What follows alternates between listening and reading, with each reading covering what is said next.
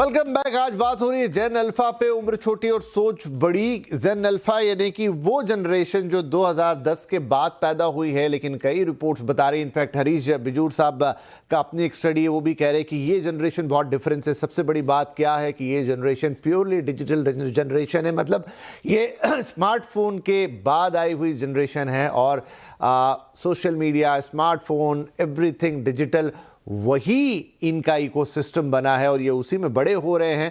तो इसलिए इनकी पूरी सोच, इनकी पूरी परवरिश, इनका पूरा एक थॉट प्रोसेस वहीं से डिराइव होता है। तो ब्रेक से पहले काफ़ी चीज़ें डिकोड करने की कोशिश की। अब सर, ये जो पूरा रिपोर्ट भी कह रहा है, इनफैक्ट आप भी बता रहे हैं कि ये बच्चे जो हैं अब डायरेक्ट ना तो कमाई कर रहे हैं ना खर्चा कर रहे हैं, लेकिन जो पैसे इनको मिल रहे हैं, भले ही वो पॉकेट मनी के पैसे हैं, वो उसको इन्वेस्ट कर रहे हैं या सेव कर रहे हैं। दूसरा, अभी से चाहत है इनके मन में कि मैं अपनी earning as soon as possible start कर दूं। तीसरी बात यह कि घर में जो भी डिसीजन हो रहा है कि क्या चीज़ खरीदनी है, from kitchen to drawing room, उसमें इनके डिसीजन बहुत ज़्यादा मैटर कर रहे हैं, क्योंकि ये काफ़ी इन्फॉर्म्ड हैं। ये तुरंत ले आते हैं कि मैंने देखे, ये देखा, ये ले सकते हैं, ये देखा, ये ले सकते हैं। वहाँ पेरेंट्स को लगता है अच्छा, बच्चे को तो ज़्यादा जानकारी है, इसकी बात भी मानते हैं।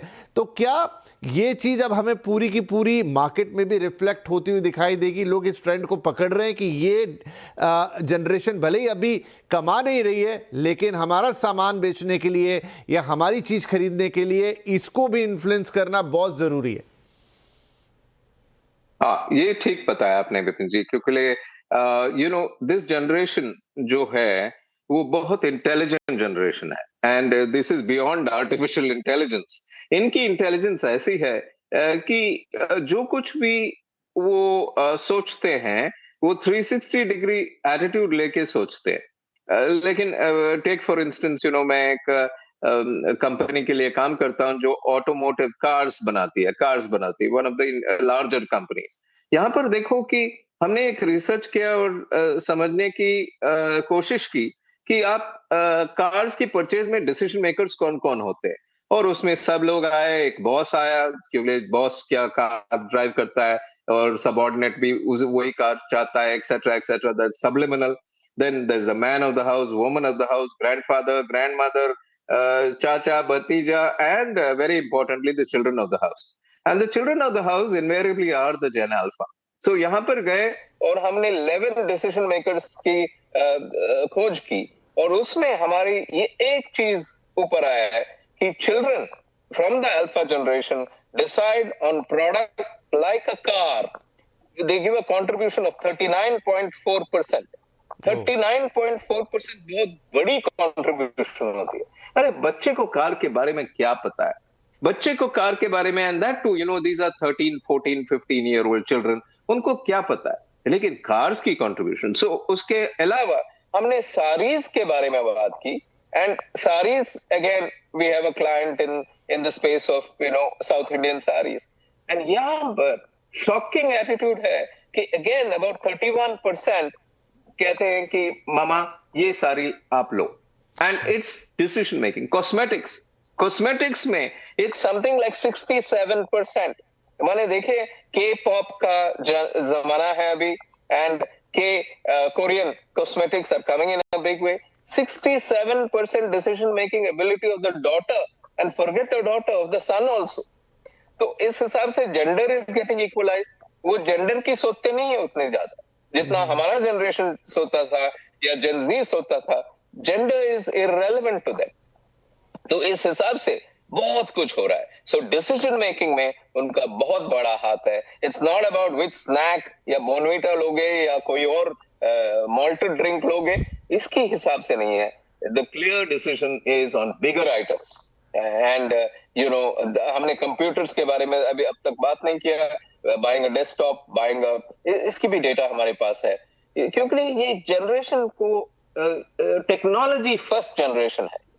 तो जब कंप्यूटर परचेस करते हैं, again laptops, I mean there is a large laptop company, and इस हिसाब से लैपटॉप में contribution of decision making is 54.1%। 54.1%, ये बहुत बड़ी है।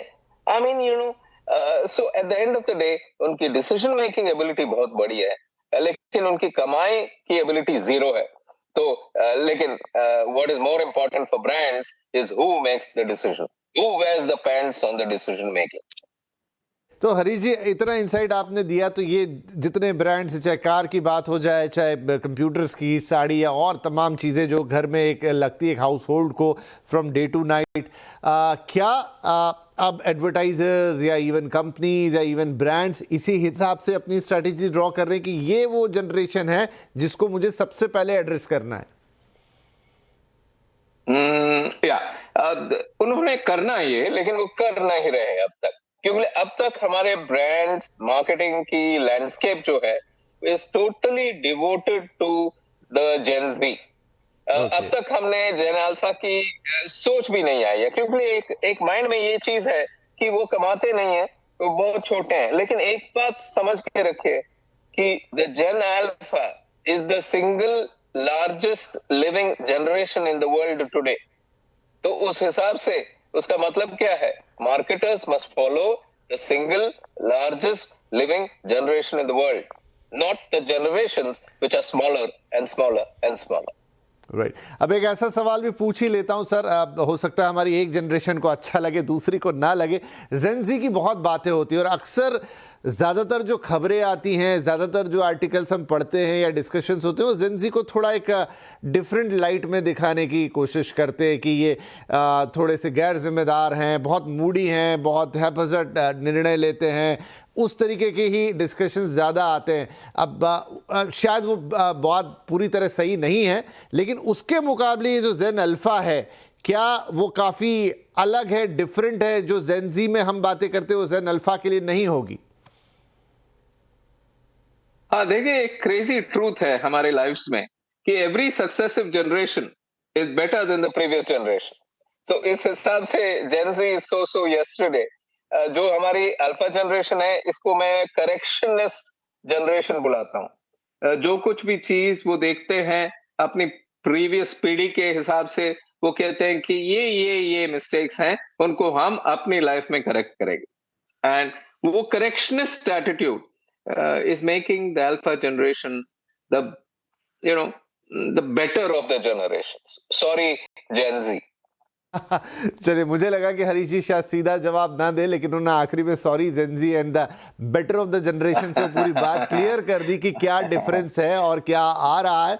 अभी भले ही हरीश जी ने जैसा हमें बताया कि शायद उतना फोकस नहीं है, लेकिन आने वाला समय और शायद बहुत दूर नहीं है जब इस जेन अल्फ़ा को ही टारगेट करके या इनकी ही सोच को मिला के सारी चीज़ें होते हुए हम देख रहे हैं। अच्छी बात यह है कि ये जो जेन अल्फ़ा है और सभी जो किशोर, टीनेजर्स, मम्मी पापा ये शो देख रहे हैं, खुशी की बात है कि एक बैलेंस्ड वे में ये जनरेशन आगे आ रही है। एक अच्छी पॉजिटिव अप्रोच वाली ये जनरेशन होने जा रही है जो हर चीज़ को नाप तोल के कर रही है, बैलेंस को बना के चल रही है, which is the most important thing. तो शायद हमें आगे चल के इनके लिए और अच्छी और बेहतर बातें सुनने को, देखने को, जानने को मिलेगी।